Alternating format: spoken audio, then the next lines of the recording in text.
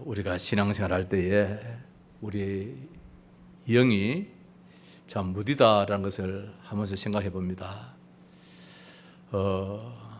어제 제가 그 건강검진을 받았는데 이번에 좀 더 구체적으로 좀 세밀하게 한번 받아봤습니다.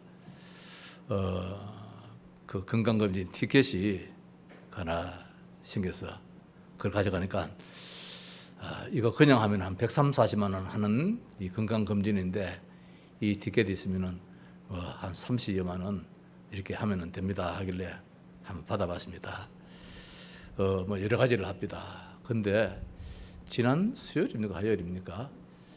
이제 병원에서 이제 전화가 오기를 오늘부터 죽만 드십시오 그래요. 토요일까지, 그래 금요일까지 죽만 드시고 금요일 저녁에는 밥을 먹지 말고 죽도 먹지 말고 굶고 금요일 저녁부터 이 약을 먹고 다 이제 쏟아내라는 거예요. 그리고 이제 토요일 아침에 금요일 저녁에 이제 금식이고 또 다 쏟아내고 또 토요일 아침에 일어나서 새벽 5시부터 그 약을 또 먹으라는 거예요. 약을 1차로 2차로 500ml씩 이제 마시고 마지막 또 물 500ml 마시고 그러니까 막 다 쏟아내는 것이지요. 별로 못 느꼈는데 오늘 주일 되니까 아랫배에 힘이 하나도 없어요. 육신은 참 이렇다. 육신은 안 먹으니까 어제 이제 다 하고 난 다음에 저녁이라도 잘 먹으면 되는데 어제 저녁까지도 죽을 먹었거든요. 아침에 이제 밥을 한 숟가락 먹는데 밥이 언제 다 돼가 버렸는지 없어요. 그래서 우리가 육신적으로 느끼는 것만큼 영적으로 느끼면은 빨리빨리 대처를 할 터인데 밥을 안 먹으니까 배가 고프고 배가 고프니까 아랫배에 힘이 없고 말을 하려고 하니까 말이 잘 안 나오고 육신의 반응만큼 영적으로 반응만 있으면은 우리 성도들이 늘 성령 충만하기를 원해서 그렇게 신앙생활을 할 터인데 이 영이 때때로 무디가지고 예배를 안 해도 기도를 안 해도 찬양을 안 해도 뭐 영적인 신앙생활, 영적인 삶을 안 살아도 이게 잘 몰라요. 어느 날 가서 이거 너무 무뎌져 버려가지고 수술할 지경까지 들어갈 때 참 많거든요. 그래서 영에 좀 민감성을 가지는 것이 참 축복이겠다 그런 마음을 이번에 그 참 건강 검진을 받아보면서 오늘 아침에 새롭게 느낍니다. 어떻든 육신의 반응 이상으로 우리 온 성도들도 영적인 반응이 일어나는 그런 축복이 있기를 바랍니다. 오늘 제목을 좀 특이하게 잡았습니다. 기적, 큰 기적, 더 큰 기적 이런 말씀으로 잡아봤습니다. 우리는 세상 살아가면서 기적도 보고 큰 기적도 보고 더 큰 기적도 볼 수 있겠습니다. 사도행전 9장 10장이 있지요. 오늘 10장을 봤습니다만 9장에 보니까 기적이 일어나고 큰 기적이 일어났습니다. 오늘 10장에 보니까 더 큰 기적이 일어남을 보게 되어져서 저는 오늘 제목 말씀을 그렇게 한번 잡아봤습니다. 하나님, 이 고넬료라는 사람을 통하여서 오늘 말씀을 전거해야 되는데 어떤 제목으로 전가하면 우리 성도님들이 마음에 더 와닿겠습니까? 전 기도하는 가운데서 생각 속에 그래, 우리 성도들은 우리 인간들은 기적을 참 좋아하는데 기적은 기쁨이잖아요. 생각 이외에 놀라운 역사가 일어나는 것이 이제 기적인데 그 기적 가운데서 싫다는 사람 누가 있겠습니까? 기적이라면은 때로는 말입니다. 놀라운 일들이 일어난 것이 가지고 기적인데 그 기적 앞에 모두가 기뻐하잖아요. 하나님, 이 종의 삶에도 기쁨이 넘치고 우리 성도들의 삶에도 정말 기쁨이 넘치는 기적 같은 일들이 날마다 일어나게 하옵소서. 이게 늘 목회자의 기도 제목이 아니겠습니까? 우리 성도들의 또 기도 제목도 되겠지요. 오늘 말씀 보니까 사람이 병이 나서 온갖 것을 다 해봐도 낫질 않았습니다. 베드로 사도가 예수 그리스도의 이름으로 일어나 네 자리를 정돈하라 하니까 8년 동안 자리에 누워있던 그 에니아라는 사람이 성도인지 불신자인지는 모르겠습니다만은 성경에는 안 나타나 있습니다. 그냥 8년 된 누워있는 중풍병자로 했으니까 얼마나 고통스럽겠습니까? 이 사람이 어떻든 사도에 의해 가지고 예수 그리스도의 이름으로 일어나 앉게 되었습니다. 기적이지요. 또 그 다음에 36절, 9장 36절 이하에 보니까 우리가 많이 들었던 도로가 다비다라는 여제자가 나옵니다. 신실한 성도이겠지요. 성경은 제자라고 나오는데 신실한 교회의 성도입니다. 없어서는 안 될 교회의 신실한 성도입니다. 기도 생활도 많이 하고 교회 안에 성도들을 보살피면서 구제 생활도 잘하고 많은 기도 생활도 했던 교회에서는 반드시 있어야 될 여성도가 제자가 죽었다고 했습니다. 어떻게 죽었느냐? 병들어 죽었다고 했습니다. 병들어. 자, 이 병들어 죽은 도로가에게 베드로 사도가 다비다야 일어나라 하니까 죽으면서 살아났다. 자, 병 고침 받는 것도 기적인데 죽었다가 살아났으면 얼마나 참 기적이십니까? 큰 기적이지요. 저는 그렇게 해서 큰 기적이라 그렇게 한번 붙여봤습니다. 그런데 오늘 이제 사도행전 10장에 보니까 가이사라에 고넬료라는 사람이 있는데 이달리아 부대의 군대의 백부장이라. 이 사람은 병든 사람도 아닙니다. 죽었던 사람도 아닙니다. 건강한 건장한 군인 아저씨였습니다. 그런데 그에게 큰 기적이 일어났다는 건 말씀해 주고 있습니다. 무슨 기적이냐? 결론으로 말씀드린다면 예수 믿어 구원받게 되었다라는 기적입니다. 그래서 이 기적을 가지고 더 큰 기적이다, 가장 큰 기적이다, 그렇게 말씀을 드릴 수 있겠습니다. 지금 일본에서는 올림픽이 지금 거행되고 있습니다. 우리 배구팀이 말입니다. 좀 약체잖아요. 전 세계팀에 비해 가지고는. 그런데 얼마 전에 일본과의 싸움에서 이겼습니다. 기적이지요, 참. 그런데 또 터키는 우리보다 더 강하고 일본보다 더 강하지요. 그런데 터키와도 마지막 세트에 가서 15대 13으로 정말 이겼습니다. 정말 기적이지요. 큰 기적이지요. 그런데 이 세상적인 기적은 잠시 그때밖에 없어요. 그만 이제 어디입니까? 저 브라질한테 져버렸어요. 오늘 세르비아가 어떻게 됐습니까? 걔가 모르시지요?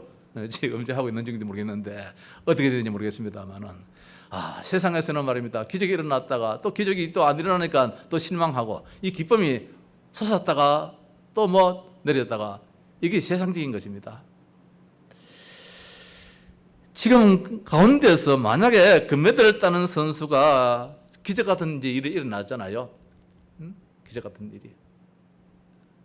근데 그렇지 못한 사람들은 또 막 비난도 쏟아집니다. 우리 야구 선수들은 또 못할 수도 있는데 말입니다. 또 야구 마음 가지면 안 됐다 했다 해가지고 온갖 비난을 또 다 쏟고 있습니다. 참 힘들지요. 기적이 일어날 때는 좋았다고 했다가 말입니다. 그 기적이 안 일어나니까 그만 어떻다 하면서 또 막 비난을 쏟고 있습니다. 이게 세상적인 한 모습이지요. 그래서 오늘 여기 강단에서 우리 성도님들에게 꼭 전하고 싶은 것은 더 큰 기적의 축복, 이걸 늘 간직하라, 그 말씀입니다. 만약 이번에 금메달을 따면 기뻐할 줄 모르는 저 선수가, 저는 목사로서 전도자로서 한번 생각해 봅니다. 만약 저 선수들 가운데 복음을 가진 자가 있고 전도자가 있어서 그 어느 외국 선수에게 복음을 전했다. 그 선수가 예수님을 영접하여 하나님의 자녀가 되었다면 그 복음을 전하는 선수는 금메달을 따는 그 이상으로 정말로 그 기쁨은 어떻게 감당할지 못하는 그런 기쁨이 있을 줄 압니다. 저는 정말 목회자로서, 전도자로서, 복음의 이 중요성을 아는 한 사람으로서 그 선수들 가운데 그렇게 복음을 전하여서 예수가 영접되어지고 하나님의 자녀가 되어지는 이런 역사가 일어났다면 그 사람이 메달을 따든 안 따든 간에, 메달을 목에 걸든 안 걸든 간에 그 기쁨은 이루 말할 수 없을 것입니다. 그건 우리가 체험해봤기 때문입니다. 절간의 주지의 자식이 말입니다. 예수 믿고 그것도 복음 아래 우리가 지금 가지고 있는 이 복음이라는 다락방 속에서 신앙생활하는 것이 기적이고 큰 기적이고 더 큰 기적이랄 것입니다. 왜 이 말씀을 드리냐면은 이번 주간에도 미국에 계신 그분이 카톡이 왔어요. 목사님, 우리 아버님한테 이제 공덕사 이제 조정택 씨지요. 우리 아버님한테 뭘 좀 이렇게 돈이라도 좀 드리려고 그러니까 마땅한 데가 없습니다. 목사님 계좌를 하나 불러주시면은 그걸로 해가지고 우리 아버님 좀 전달할 수 있도록 그렇게 좀 해줬으면 하면. 그러면서 이번에 제24차 세계 선교대회, 세계 랩런트 대회에 대해서 자기가 이제 참여하겠다, 은혜 받겠다, 쭉 그런 내용으로 또 이렇게 올려놨습니다. 참 감사하지요. 절간의 주지의 자식이 말입니다. 신학교를 졸업하고 교회를 섬기는 가운데서 그것도 또 이제 이 참 우리 복음 속에서 함께 신앙생활하고 세계 렘넌트데이에 그 미국에서 시차도 이게 안 맞는 데서도 함께 참여하는 가운데서 잡은 메시지를 가지고 카톡에 올리면서 이렇게 참 서로 대화가 주고받고 하는 것은 야, 이것은 놀라운 기쁨이다. 내가 그래서 답을 줬어요.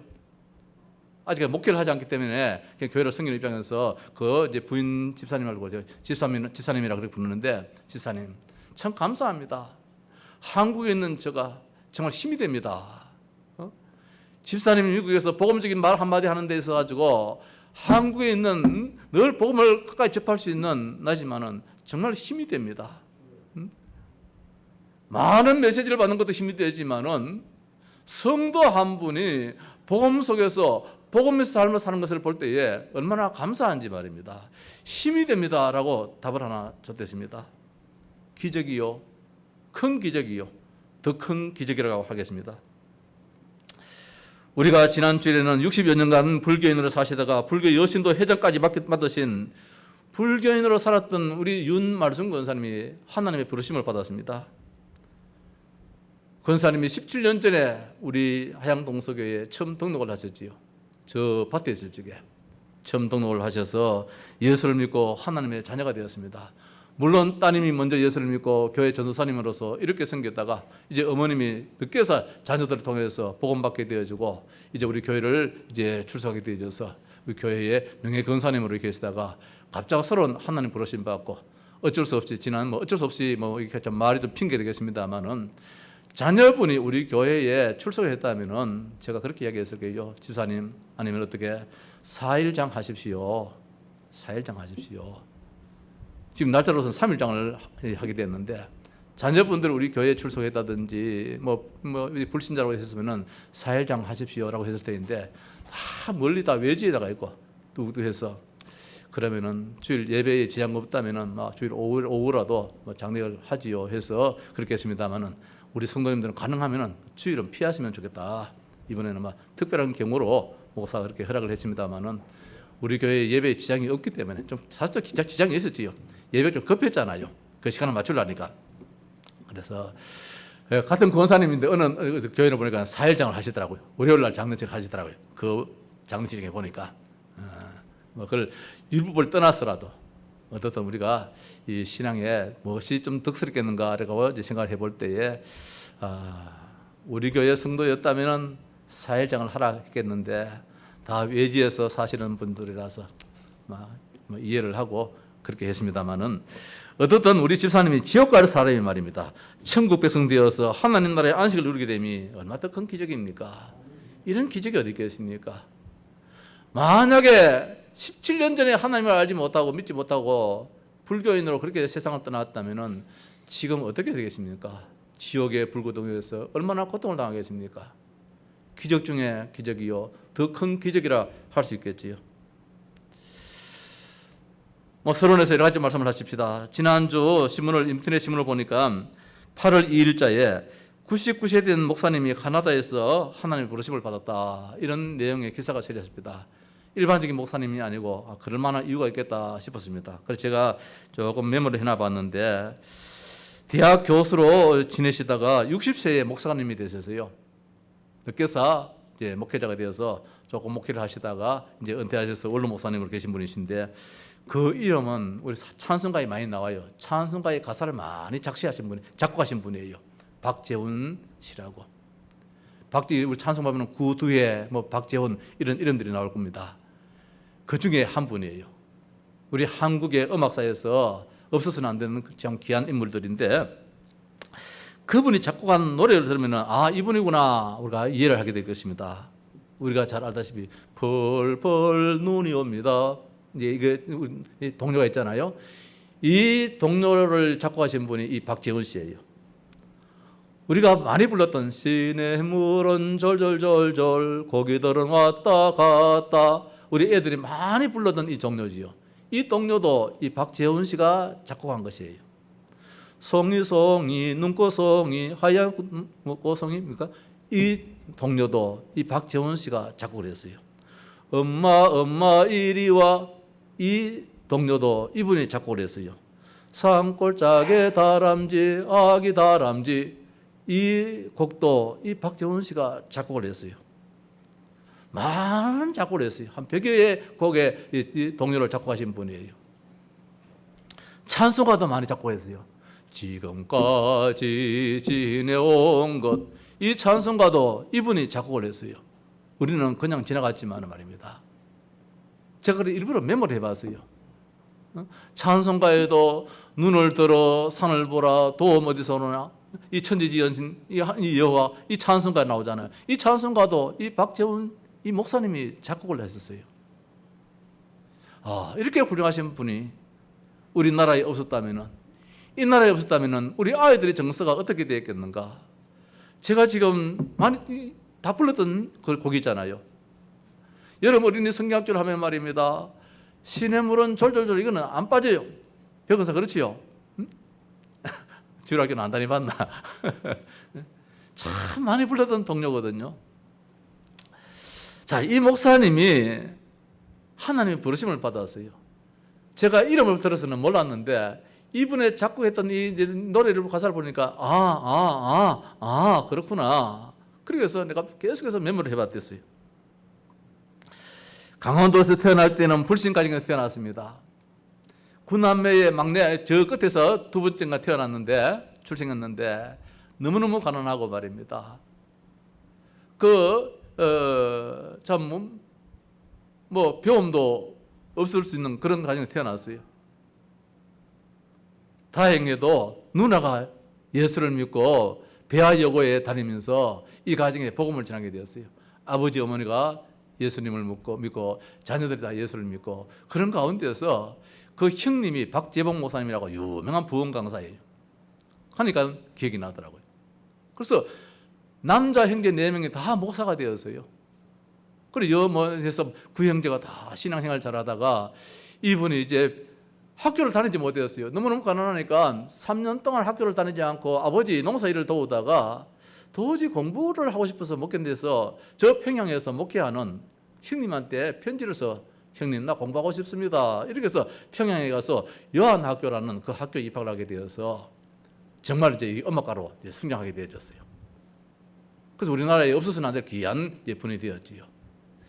그러다가 이제 음대에서 강의를 하시다가 이제 늦게서 목사가 되어지고 카나다에서 이제 오랜 동안 목회를 하시다가 이제 99세로 이제 세상을 이제 떠나신 분이신데, 자, 예수 믿고 구원받고 구남매 가운데서 참 그렇게 어려운 가운데서도 그 4명이 목사가 되어지고 기적 같은 일이 그 과정에서 일어났음에 정말 이것이 기적이다.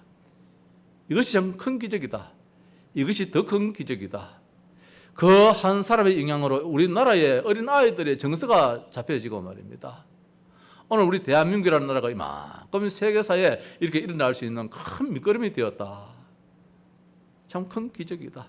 한국에서뿐만 아니라 저 이국 나라, 저 카나다에서도 목회를 하면서 수많은 영혼들을 살리는 이런 축복이 아무에게나 주어지겠는가. 정말 복받은 가정이요, 복받은 한 인생이다 라고 한번 생각을 해봅니다. 성도 여러분, 기적은 기쁨이잖아요. 오늘 3가지를 한번 생각해 보십시다. 기적입니다. 병고침입니다. 기적이지요. 아픈 사람이 말입니다. 고침받았다. 이보다 더 큰 기쁨이 어디 있겠습니까? 기쁨이지요. 루타 지역의 에니아라고 했습니다. 8년간 중풍병자로 누워 있었습니다. 전도하러 간 베드로에 의해서 예수 그리스도의 이름으로 고침을 받았습니다. 많은 사람들이 그러면서 예수를 믿었습니다. 그런데 이 사람은 또 병이 들 수 있겠지요. 이 기적은 말입니다. 이 병 고침은 사실은 큰 기쁨이 아니에요. 그때 고침 받았으니까 좋을 따름이지, 이분이 2년 뒤에 3년 뒤에 아니면 10년 뒤에 또 아플 수도 있잖아요. 우리가 한번 병원 신세졌다가 그걸 끝날 수 있으면 좀 얼마나 좋겠습니까만은 또 무슨 병이 생겨가지고 생각지도 않은 병으로 또 고생을 할 수도 있겠고, 세상적인 우리 육신의 삶은 이럴 수도 있고 저럴 수도 있잖아요. 지난번에 금메달 땄다 해가지고 이번에 금메달 딸 수는 없잖아요. 때로는 이번에는 아예 등수 들지도 못할 수도 있기 때문에. 그래서 오늘 이것은 기적이라 한다 할지라도 정말 우리에게 큰 기쁨은 아닐 테이다. 큰 기쁨은 아닐 테이다. 기적이 우리가 요구되어지고 바라는 것은 된다 할지라도 영원한 기쁨은 아니다는 것입니다. 병 고침 받아야 되지요. 조금 전에 우리 정장로님이 목사님, 우리 김영수 집사님이 지금 르바티스 이 관절로 너무 지금 아픔을 겪어서 오늘 병원에 좀 가셨다고 합니다. 그렇게 말씀하세요. 저 이제 연세가 얼마나 하시니까 말입니다. 한 분 한 분이 이렇게 아픈 데가 자꾸 드러나요. 나는 우리 집사님이 건강하실 줄 알았는데, 때로는 이 일도 하시고 저 일도 하시고 해서 건강하실 줄 알았는데, 또 보니까 뭐 목사님한테 아프다 소리를 안 하실 따름이지 또 아픔이 있는 것 같아요. 그 유마티스 그 참 고질병이 있잖아요. 그 외에도 여러 성도님들 다 아픔이 있는데 말입니다. 이 병이라는 것은 아픔이 있다가 또 고침받을 수도 있고 고침받았다가 또 아픔도 있을 수도 있고, 이게 세상적인 질병이라 할 수 있겠는데 여기에 너무 우리가 일비할 필요는 없다는 거. 기도할 따름이지요. 고쳐주시면 감사하고 또 안 고쳐주시면 또 기도 제목으로 계속해서 기도하고 뭐 이거지요. 그래서 기적이라 할 때 한다 할지라도 큰 기쁨은 될 수 없지 않겠느냐. 그래 한번 생각도 해봅니다. 어떻든 우리 고침 받아야 되겠지요. 근데 어떻든 이걸 인해서 많은 사람들이 참 예수 믿게 되었다는 것이 얼마나 참 감사하냐 말입니다. 우리가 고침받고 주변에 아무 모든 사람들에게 영향 끼치지 못하는 불신자의 그런 삶이라면은 그거는 뭐 그냥 되지 말입니다. 죽 많이 주는 거하고 다름이 없잖아요. 그러나 우리의 삶은 이 삶이든 저 삶이든 간에 남한테 영향을 끼칠 수 있다는 것이 참 감사하다 생각해 봅니다. 큰 기적을 볼 때에 죽음에서 살아나다는 것은 병 고침 받는 것보다도 더 큰 기적이잖아요. 그런데 이것도 말입니다. 안 죽고 계속해서 영원히 살면 또 모르지만은 또 죽잖아요. 또 죽잖아요. 우리 김혜원 목사님, 우리 이장로님 말씀 들어보면은 저는 그까지는 모르겠는데 죽었다가 영안실에 들어가서 신천 덮었다 그러잖아요. 그 옛날에 신천 덮었다 그러잖아요. 그 죽었다는 뜻 아닙니까? 그래 영안실까지 들어갔어요. 그 양반은 영안실에 2번 간 사람이라. 그래가지고 살아났어요. 어떤 뭐 기적이지요. 큰 기적이지요. 살아나서 거기다가 이제 나중에 목회자가 되어지고 전도자가 되어지고 교회를 섬기고 얼마나 큰 축복이었겠습니까? 근데 또 그 양반도 또 죽었어요. 이 세상에는 영원한 것이 없다는 것입니다. 고침받는 거, 또 병들 죽었다가 살아나는 거, 놀라운 기쁨이지요. 여기에 우리가 만족해서는 안 되겠다는 것입니다. 욥보 지역에 돌아가라고 했습니다. 다윗이라고 했습니다. 교회의 신실한 제자였습니다. 선행과 구제가 많은 성도입니다. 병들어 죽었습니다. 교회 성도들이 베드로를 청했습니다. 이 사람만큼은 살려야 된다고. 이 사람만큼은 살아나야 된다고. 왜? 교회에 없어서는 안 될 그런 이유가 있었겠지요. 베드로가 기도하여서 살려냈습니다. 하나님께서 살렸지요. 온 욥보의 그 사람 때문에 그로 인해서 주를 믿는 역사가 일어났습니다. 참 기쁨의 결과입니다. 이런 일들이 어떻든 일어나야 되겠지요. 자, 오늘 더 큰 기적에 대해서 좀 말씀을 보십시다. 더 큰 기적은 결론적인 말씀드렸습니다. 영혼 구원입니다. 앞의 모든 기적들은 잠시뿐이었습니다. 우리가 사업을 할 때도 마찬가지입니다. 잘 될 때는 참 좋습니다. 근데 잘못된다, 다쳤다 할 때는 그만 답답합니다. 이 세상적인 것이잖아요. 오늘 영혼 구원은 영원한 것입니다. 영혼 구원 받았다가 또 지옥 갈란가 그를 염려할 것이 없습니다. 한 번 구원 받았으면 영원하다는 것입니다. 이게 우리에게 영원한 기쁨입니다. 우리가 건강했다가 말입니다. 또 아프면 어떻게 하나? 늘 또 조심을 하게 됩니다. 이것도 참 기쁨이 아니잖아요. 우리가 한번 병 고침 받고 하면서 영원한지 우리 몸에는 완전히 철판같이 든든하다면 참 좋겠지요. 그렇지를 못한 것이 인생이잖아요. 그런데 오늘 성경에 고넬료라는 사람을 등장시켜가지고 하나님은 이것이 더 큰 기적이다, 이것이 가장 큰 기적이다, 그렇게 말씀해 주고 있습니다. 영혼이 빼앗기지 않는 것, 영혼이 없어지지 않는 것, 영혼 구원받았다는 것입니다. 오늘 여기에 이 고넬료는 처음에는 예수를 안 믿었습니다. 유대교의 신실한 신자였습니다. 신도였습니다. 유대교, 하나님만 믿고 예수 그리스도를 알지 못하는, 믿지 않는 이런 신도였습니다. 원래는 이 고넬료는 유대교 신도도 아니지요. 로마의 많은 종교인 중에 한 사람이었습니다. 많은 종교인 중에 한 사람 가운데서 로마가 갖가지 잡신을 많이 섬깁니다. 태양신이다, 무슨 신이다, 많은 잡신을 섬기는 가운데서 그 우상 제물을 바치고 하는데 어느 날 실정이 나는 것 같아요. 이건 아닌데 그런 가운데서 유대 교도를 만나서 개종을 하게 되었습니다. 로마인이 유대교를 믿는다는 것은 있을 수 없는 일이잖아요. 왜? 주는 한 사람밖에 없는데, 하나님 될 수 없는데, 가이사 황제 한 사람밖에 없는데 이 사람도 로마의 군대의 장교입니다. 그렇다면 가이사가 전부 다다 이래야 되는데, 가이사 황제가 참 주라고 그것만 섬겨야 되는데, 로마 정부가 인정하는 그 신만, 그 종교만 가져야 되는데, 로마 정부에서 인정하지 않는 유대 종교를 믿는다는 것은 있을 수 없는데, 오늘 이 사람은 많은 범민 속에서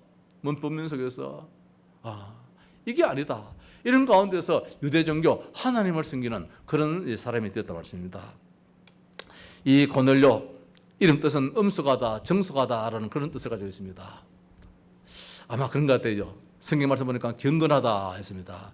경건하여서 하나님 경외하면서 하나님의 백성들을 구제하고 하나님께 항상 기도했다. 이 말씀 보니까 이름 뜻대로 살았구나. 이름대로 살았구나. 엄숙하고 정말 정숙한 이런 삶을 살았던 사람 같아요. 군인이지만 말입니다.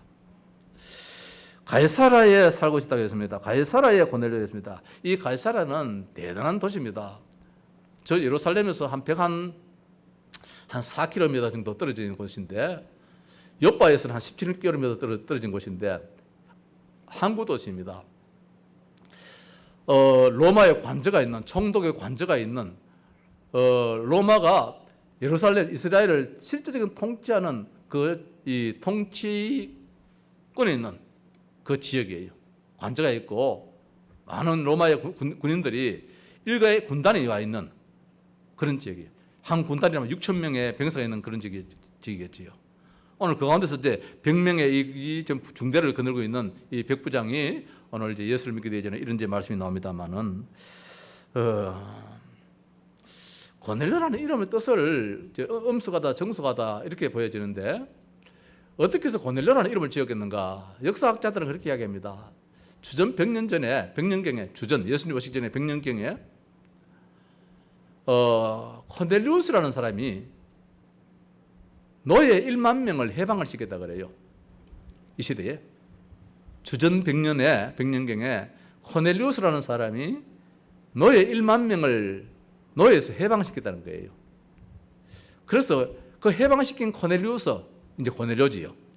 그 이름을 따서 후손 가운데서 고넬리우스의 후손 가운데서 있던 한 사람이 아니겠는가?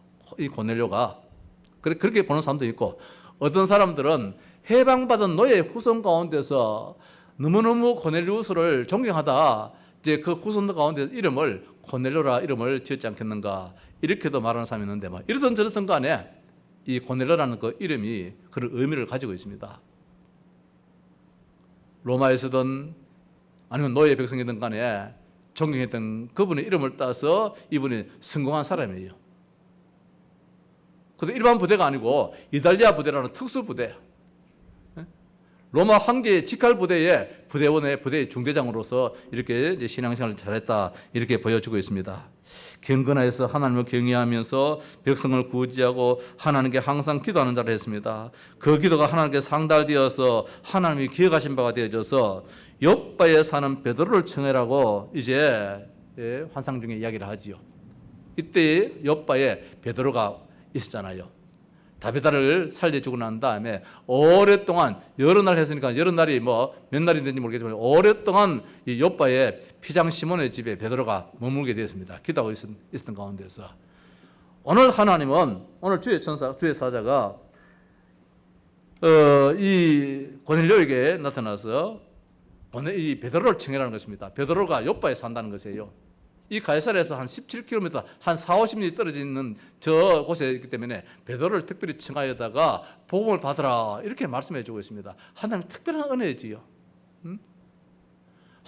아직까지나 하나님만 알고 예수 그리스도를 전혀 모르는, 십자가의 복음을 전혀 모르는 이 고넬료에게 하나님은 베드로를 아시고 만세 전부터 택한 사람이라 이제 하나님의 시간표에 구원시켜서 저 로마를 복음화시켜야 되겠다라는 하나님의 시간표가 되었겠지요. 하나님의 더 큰 기적의 시간표가 되었겠지요. 그래서 이 기도하는 이 고넬료에게 하나님은 다 나타나서 요바에 지금 베드로 사도가 지금 계시니까 베드로 사도를 모셨다가 하나님 말씀을 들으라는 거예요. 그 시간에 서로 시간에 맞게끔 베드로가 기도하러 옥상에 올라갔어요. 시몬 피장의 집에서 가죽을 만드는 이 피장 시몬의 집에서 옥상에 가서 기도하는데 환상을 보게 된 거예요. 보자기 가운데서 많은 짐승들이 있는데 잡아먹으라는 거예요, 하나님이. 근데 베드로가 유대인으로서 이방인들을 접하지 않는 사람이기 때문에 특히 거기에 많은 짐승들 말입니다. 먹을까 안 먹을까 구분하는 것이 저 유대인들의 습관인데 보니까 못 먹을 음식들이 많은 거예요. 짐승들이 많은 거라. 나는 이것을 먹지 않습니다. 이제 이렇게 이야기를 하는 거예요, 베드로가. 오늘 쭉 뒤에 읽어보면은. 근데 하나님이 깨끗하다는 것을 왜 네가 들었다 하느냐? 잡아먹어라. 하나님 그렇게 말씀하십니다. 참 베드로가 겁도 없어요. 하나님 먹으라 하면 예 해야 되는데 지가 기준이 돼가 판단이 돼가지고 내가 더럽다고 하니까 내가 못 먹습니다. 그렇게 얘기한 거예요. 아니다. 내가 깨끗하다 했는데 먹어라. 이게 뭡니까? 무슨 의미입니까? 유대인들은 저 이방인들을 거리를 두잖아요. 상종을 하지 않잖아요.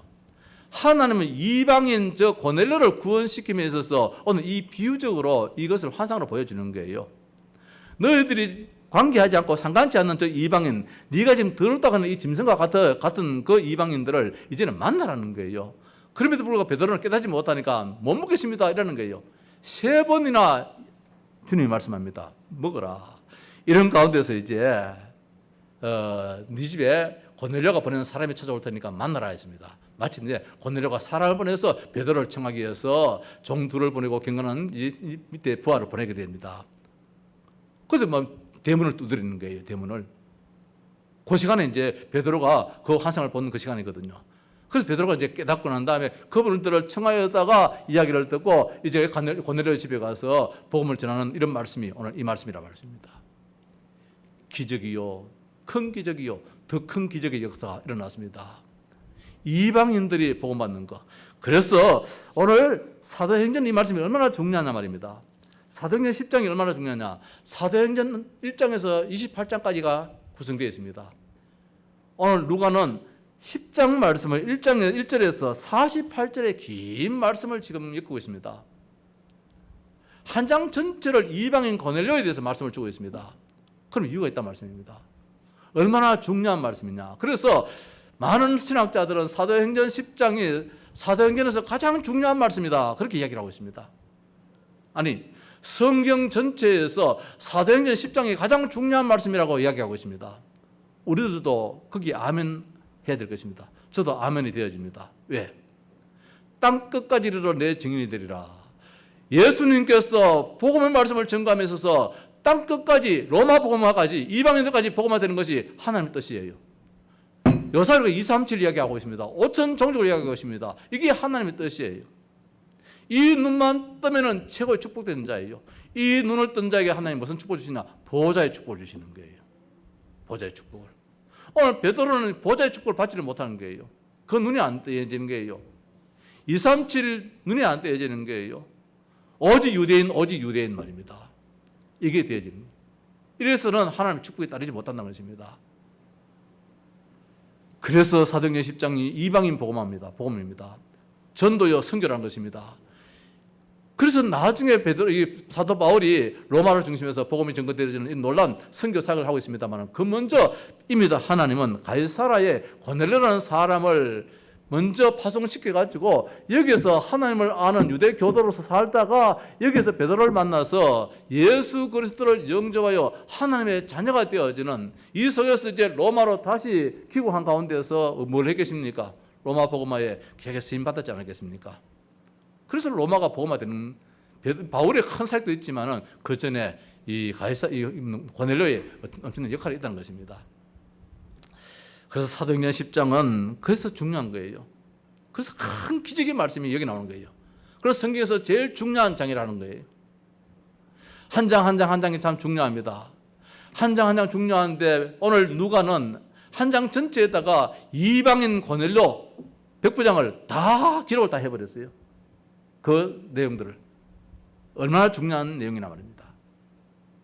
그래서 성경에서 성경 66권의 많은 장절 가운데서 가장 중요한 장이다라고 해도 지나친 말이 아니다. 우리는 정말로 복음을 이해하는 입장에서, 전도와 선교가 이렇게 중요하다는 입장에서, 요사이 237이라는 이 말씀 가운데서, 오천 종족이라는 이 단어 가운데서 오늘 이 말씀이, 오늘 사도행전 10장은 너무너무 중요한 말씀이라는 거. 그래서 기적을 붙일 때에 더 큰 기적이 있다면 그 이름을 더 붙여도 돼요. 가장 최상급으로 말입니다. 가장 큰 기적. 우리 경찰관 우리 장로님 계십니다만은 이제 이거 뭐라 하노? 이거 음주 초청할 때 경찰관들만 합니까? 더 하잖아요. 오늘 여기에 고넬료에 갖다 붙일 그 이름이 더 막 계속 갖다 붙여도 모자라는 그 축복의 그 기적의 주인공이 누구냐? 바로 이 사람이에요. 영혼 구원받은 사람입니다. 이 사람은 세상에도 성공한 사람입니다. 같은 군일제라도 다르잖아요. 특수부대 말입니다. 직할부대입니다. 가이사랴 황제의 직할부대입니다. 같은 계급장이라도 다릅니다. 힘이 다릅니다. 골로새서 1장 24절 27절에 보면은 하나님이 그들로 하여금 이 비밀의 영광이 이방인 가운데 얼마나 풍성한지를 알게 하려 하심이라. 오늘 사도 바울이 복음을 위하여서 고난받는 것도 마다하지 않고 오히려 괴로움을 더 기뻐한다고 했습니다. 왜? 나 한 사람의 이 괴로움 때문에, 이 복음 때문에 기뻐하는 사람 생각하니까 더 좋다는 거예요. 바울이. 그런 가운데서 이 복음의 비밀이 누구를 위하여서? 유대인들이 가장 싫어하고 유대인들이 전혀 감각이 없는 저 이방인 말입니다. 그래서 바울은 이방인의 사도로 하나님께 세우다 그랬잖아요. 그 9장에 우리가 말씀 받을 때에 이 이방인의 사도로 이제 하나님 불렀다 했습니다. 그래서 이 비밀의 영광이 이 비밀입니다. 예수 그리스도의 이 비밀의 영광입니다.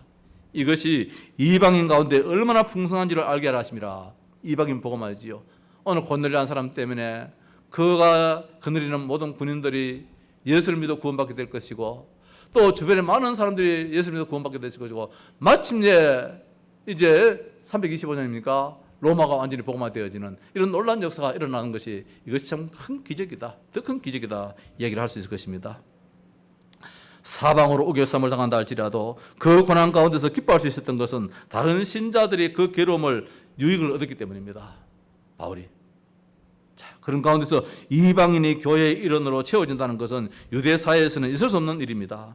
그러나 그리스도께서 새 언약을 체결하심으로써 이방인이 교회의 구성원이 됐다는 것, 그 당시로서는 상상하지 못할 일입니다. 특별히 오늘 10장 1절에 가이사랴에 고넬료라 하는 사람이 있으니 이달리아 부대라는 군대의 백부장이라 강조해 주고 있습니다. 이 말씀이 무엇입니까? 오늘 백부장 고넬료는 세상의 이치로 봐서는 복을 받을 사람이 못 된다 말씀입니다. 세상의 이치로서는 가이사 황제만 주로 섬겨야 될 사람이에요. 이 사람이 다른 이방 종교를 가지고 주요할 수 없는 거예요. 그러면 자기 직이 잘리는 거예요. 그런데도 불구하고 생명 걸고 목숨을 내놓고 죽을 각오하고 나는 이방 종교, 저 로마 종교를 섬기지 않겠다는 거예요. 하나님을 섬기겠다 했는데 하나님이 그 중심을 아시고 베드로를 하나님의 자녀로 삼으시려고 말입니다. 아니, 베드로 아니 고넬료를 하나님의 자녀로 삼으시려고 오늘 이런 엄청난 지금 이 일을 하고 계신다는 것입니다. 그래서 1절에서 48절까지 긴 절수로 고넬료를 소개해 주고 있다는 사실이죠. 성도 여러분, 특별히 여기 또 하나 말씀 보는 건, 이 시간에 이 가이사랴에는 누가 먼저 와 있었느냐? 베드로보다도 집사 빌립이 먼저 와 있어요. 9장 40절 말씀 보면은 8장 40절입니다. 빌립은 아소도에 나타나 여러 성을 지나다니며 복음을 전하고 가이사랴에 이르니라. 사마리아에 복음을 전했던 이 빌립 집사가 먼저 가이사랴에 와 있어요. 하나님이 가이사랴에 와 있는 빌립을 알지 못하겠습니까? 그러면은 이 고넬료 가정에, 여기 지금 이 동네에 빌립 집사가 와 있다, 빌립을 지금 청하였다가 말씀을 들어라 이렇게 해도 되는데, 그때 하나님은 빌립을 청하라 하지 않고 누구를 청하느냐? 4, 50리, 5, 60리 저 떨어져 있는, 저 17km 떨어져 있는 시몬 피장의 집에 있는 베드로를 청하라는 거예요. 이런 불합리한 일이 있습니까? 하나님의 시간 낭비잖아요. 이유가 있어요. 빌립에 갈 때는 성령이 임하지는 못했다 그랬잖아요.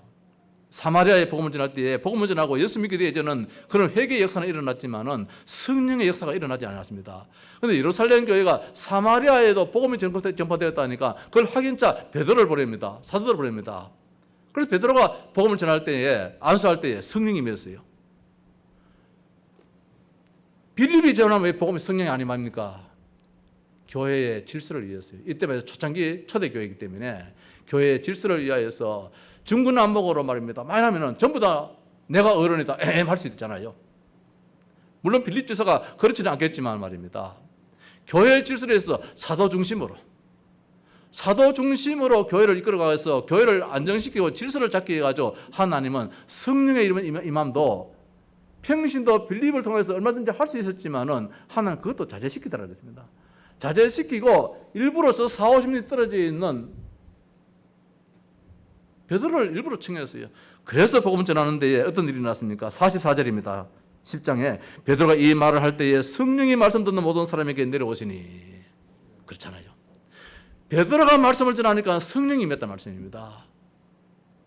오늘날 목사가 전부 다 그런 말씀이 아니고 교회의 질서가 필요하다는 말씀입니다. 막 교회가 목사가 막 기도해야만 성령이 임하느냐? 오늘은 시대는 그런 시대는 아닙니다. 아니지만 이 시대에는 성령은 사도들만이 할 때 임하게 했어요. 하나님 그렇게 했어요. 교회 질서를 위해서라도. 베드로와 함께 온 할례받은 신자들이 이방인들에게도 성령 부어주심으로 말미암아 놀랐다. 이방인들에게도 성령이 임하게 된 거예요. 그래서 와 있는 빌립을 사용하지 않고 하나님은 교회를 교회되게 하기 위해서 사도들을 지금 보내가지고 지금 이렇게 이끌어 간다는 사실입니다. 이걸 우리 성도들은 이것도 깊이 생각해야 돼요. 교회는 하나님은 질서의 하나님이시라. 질서의 하나님이시라. 자, 이에 베드로가 이르되 이 사람들이 우리와 같이 성령을 받았으니 누가 능히 물로 세례 베품을 금하리요 하고 명하여 예수 그리스도 이름으로 세를 베풀라 하니라. 그들이 베드로에게 며칠 더 머무기를 청하니라. 이런 이제 말씀이 나옵니다. 성령의 놀란 역사하심이 이 고넬료의 가정을 중심하여서 모든 성도들에게 임했다. 이런 말씀까지 나옵니다. 큰 기적이요, 더 큰 기적이지요. 절대로 변치 않는, 절대로 없어지지 않는 영원한 구원의 축복이 더 큰 기적이다. 이것을 우리 마음속에 새겨야 될 것입니다. 성도 여러분, 우리가 살아갈 때에 좋은 일 일어났다가 굳은 일도 있을 수 있겠지요. 잘 되다가 문에 탁 닫히는 경우도 있겠지요. 하나님의 큰 계획도 있을 줄 압니다만 여기에 우리가 웃고 울고 할 이유는 없다는 것. 다만 어떻게냐? 내 마음속에 내가 누구냐? 영원한 하나님의 자녀가 되었다. 저는 이번 주간에 이 말씀 준비하면서 이렇게 생각해 보니까 말입니다. 때로는 좋은 일도 일어났다가 안 좋은 일도 일어났다가 이렇더라고요. 어떨 때는 가슴도 답답해요. 성도님들이 잘 되면은 말입니다. 또 뭐 좋은 일이 일어나면은 좋은데 그렇지 못하고 좀 어렵다 이런 이야기 들리면 말입니다. 가슴도 답답하고 걱정도 되고 이렇게 되잖아요. 내가 못 견디겠는 거예요. 하나님 뭡니까?